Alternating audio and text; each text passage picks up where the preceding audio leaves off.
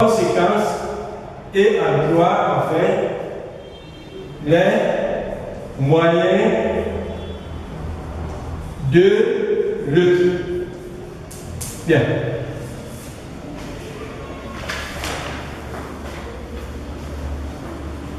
Bien.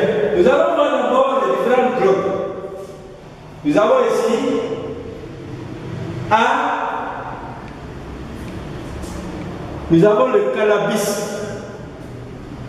Le cannabis est une plante dont on utilise les feuilles, c'est ça? C'est ça la plante. Le cannabis est une plante dont on utilise les feuilles et les fleurs séchées. Donc, on utilise la plante et les feuilles séchées. Ensuite, nous avons le hashish.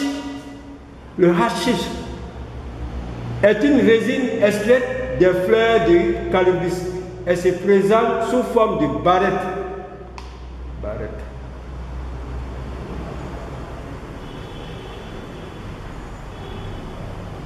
Barrette, ça c'est B. Bien. Ensuite, nous avons la cocaïne. Est une poudre blanche extraite des feuilles de coca. Donc la cocaïne, là, image C. L'héroïne, elle, est une poudre blanche utilisée en injection. C'est-à-dire que ça partit de la piqûre. Vous avez ici l'image E. Donc, nous avons ici l'héroïne. Elle est 10 fois plus dangereuse que peut-être le cannabis. Ensuite, l'ecstasy est sous forme de cachet. Donc, nous avons ici l'ecstasy. Donc, ça, c'est des cachets, ça veut dire des comprimés. Donc, c'est les différentes drogues.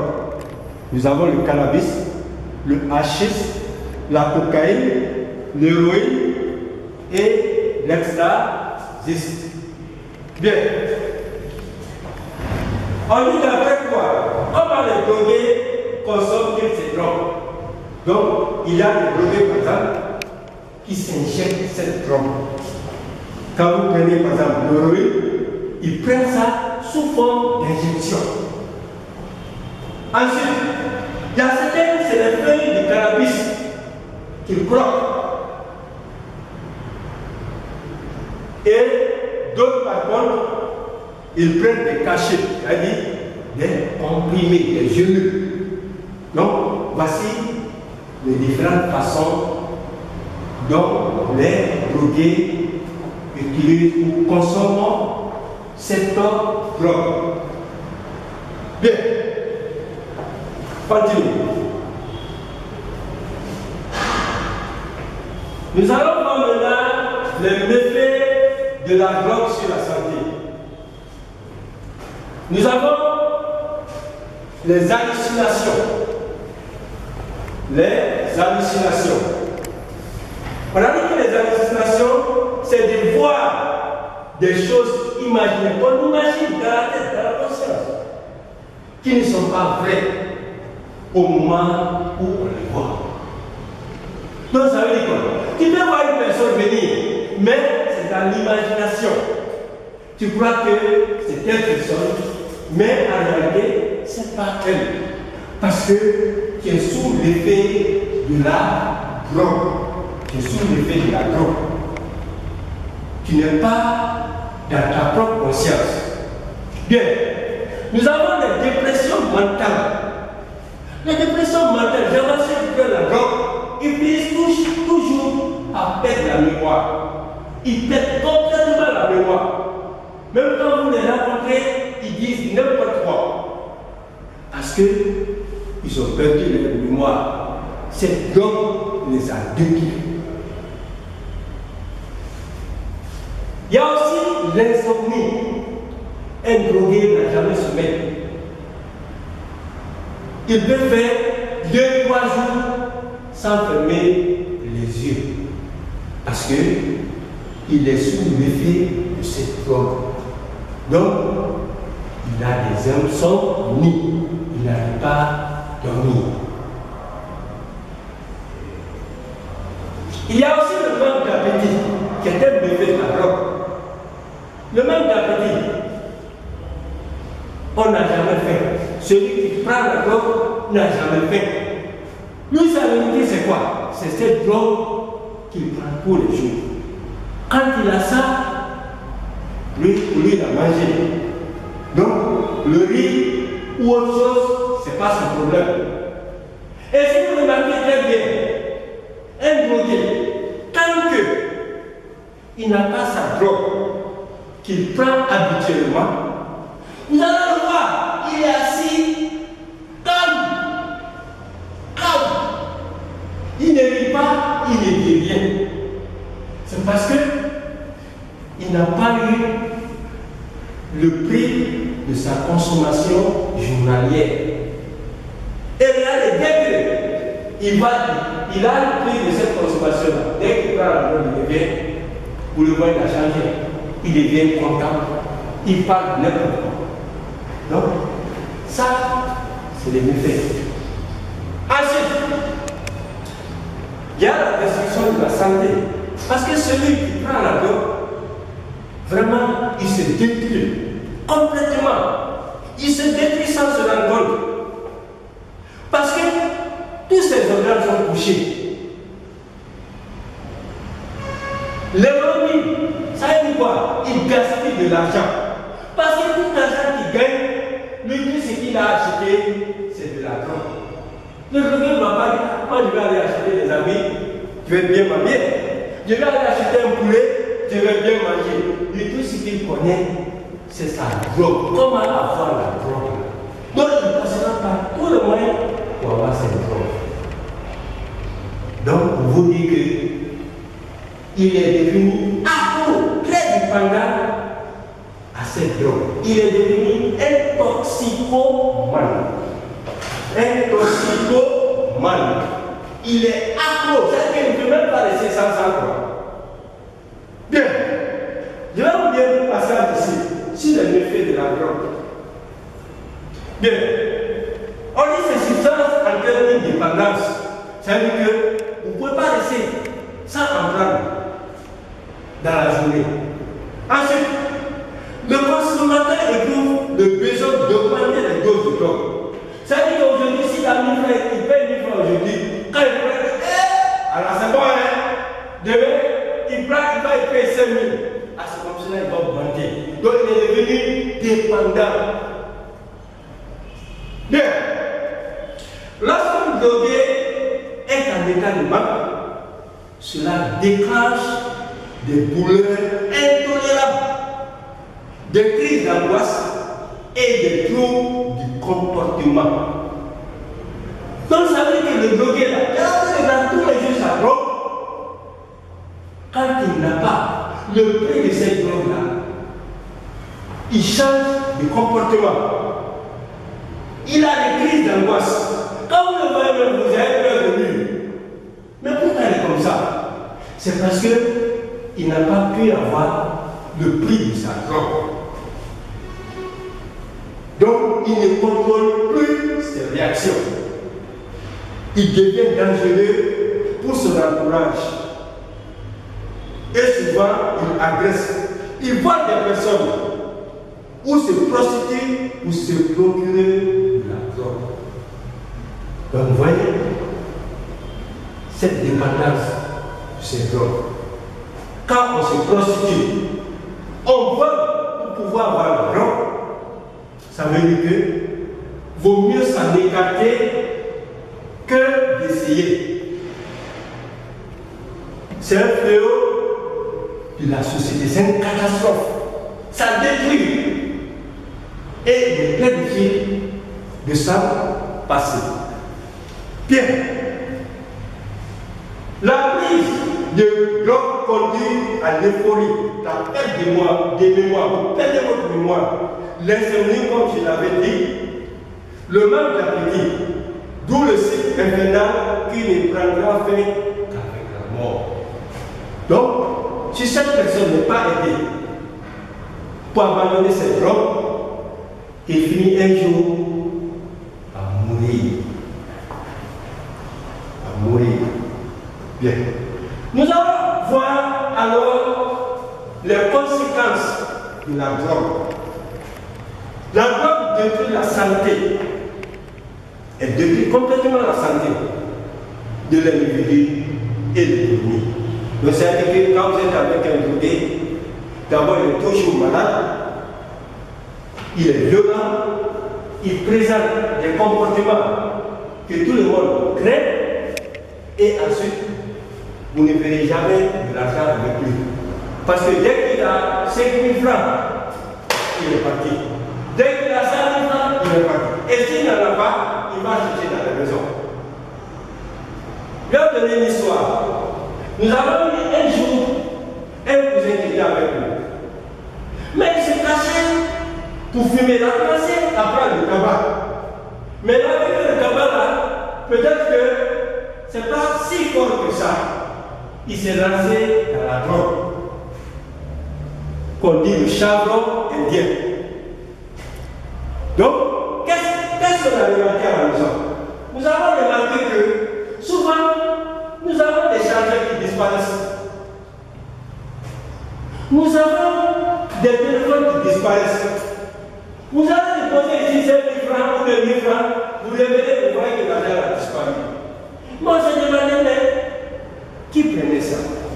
On a su, le jour où nous sommes allés dans la chambre de ce cousin-là, nous avons vu là-bas des papiers où étaient enroulés des feuilles.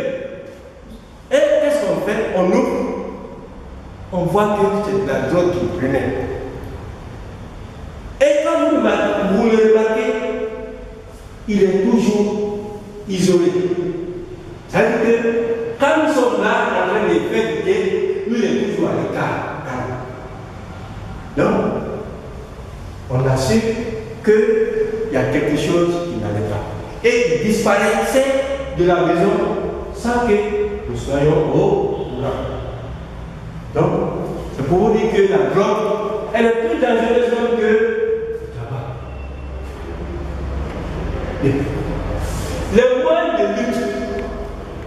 Les moyens de lutte, comment lutter contre ces drogues? Bien, il faut interdire le trafic et la consommation. Donc tout ce qui envoie la drogue, il faut interdire à ceux qui les envoient. La consommation aussi, il faut l'interdire. Celui qui consomme la drogue, on le prend, il va en prison. Donc interdire cette consommation. Interdire le trafic. Ceux qui font rentrer cette drogue chez nous, il faut interdire à ce que cette drogue vienne chez nous. Donc, ça, c'est des moyens de lutte. Ensuite, interdire la commercialisation.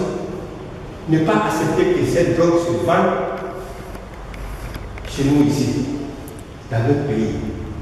Parce que si ça se vend, ça sera à la portée de tout le monde. Bien. Respecter la législation. Contrôler tous les produits toxiques. Il y a des produits ici qui sont très toxiques. Donc, il faut contrôler et les soustraire du marché. Donc, c'est comme cela que nous pouvons lutter contre la consommation de ces drogues. Bien.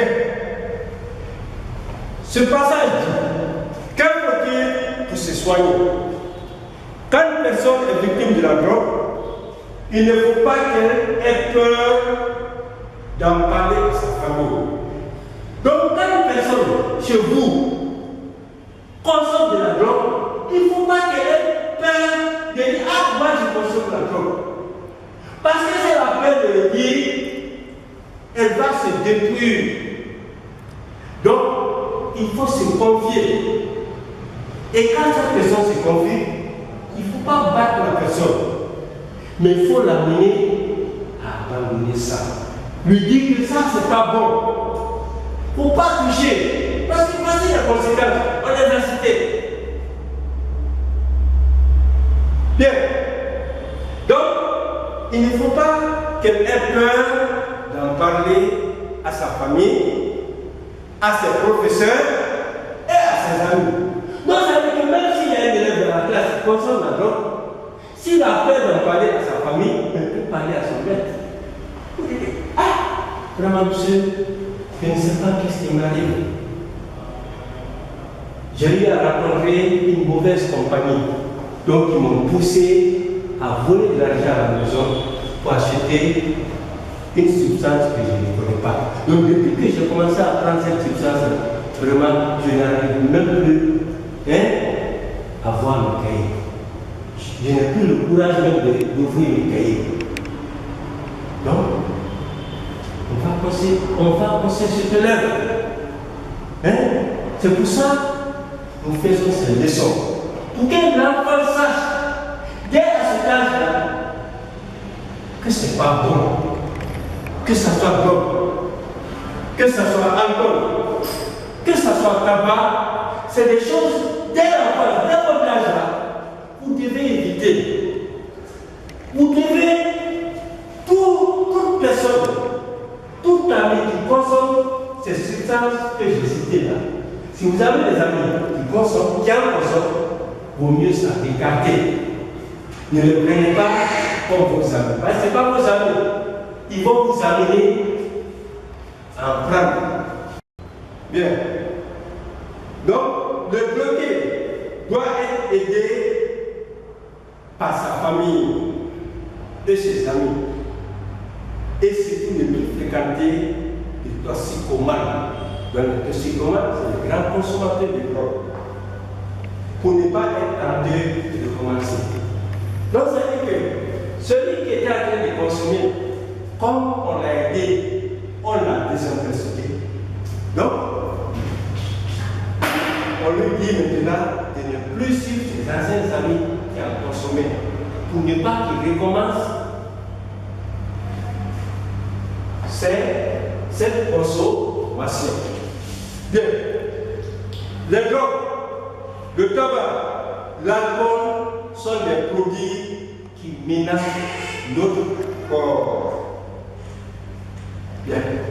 Donc, c'est tout ce que j'avais à vous dire sur les drogues. Et je pense que vous avez retenu assez de choses et vous allez éviter d'en consommer plus tard. Bien, vous fermez les livres. Nous avons des petites questions à répondre. D'abord, si des drogues interdites, c'est-à-dire que les drogues qui sont interdites à la vente. Parce que, quels sont les effets de ces drogues sur les toxicomanes? Donc, le toxicomane, c'est le drogue. Et quand tu prends cette drogue-là, quelle sera la réaction qu'il aura dans son organisme? Ensuite, comment peut-on aider un toxicomane à se soigner? Celui qui prend la drogue, qui a la drogue, comment nous pouvons l'aider pour abandonner cette drogue? Bien. Et vous, que répondrais-tu à une personne qui te proposerait de la drogue? Un ami qui te dit, voici la drogue, prends, tu vas le trouver. Et après, tu apprends qu'un ami se drogue, à ton avis, qu'il faut-il faire? Donc, voici les questions que vous allez essayer de répondre et m'apporter la prochaine fois. Merci.